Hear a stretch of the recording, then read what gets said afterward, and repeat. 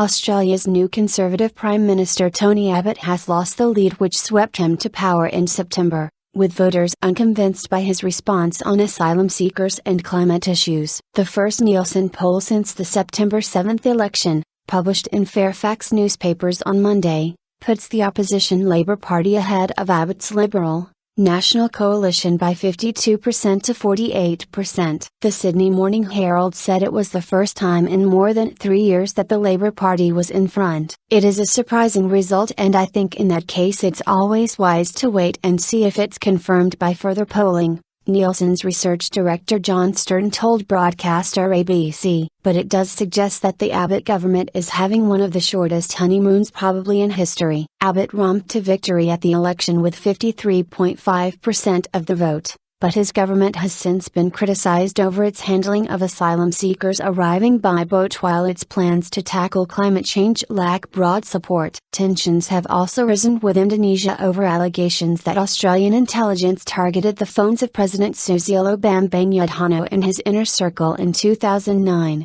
Claims which have enraged Jakarta. Wake-up call. Abbott leads Labour leader Bill Shorten as preferred Prime Minister, 49% to 41%, in the poll which surveyed 1,400 people from Thursday to Saturday. But analysts said it should serve as a wake-up call. Some honeymoon. The first post-election Herald Nielsen poll is a reality check for Abbott's coalition MPs who think the election was an emphatic vote for their people and policies. It wasn't, the Herald said in an analysis. The poll revealed that only 42% of those questioned approved of the way the government was handling the introduction of its hardline policy on asylum seekers, which involves turning back the boats and limiting the information given to the public. While most voters support Abbott's decision to scrap a carbon tax on industrial polluters, only 12% backed its proposed replacement. Scrapping the tax was a central election promise for Abbott, who argued that the cost of the levy was passed on to consumers,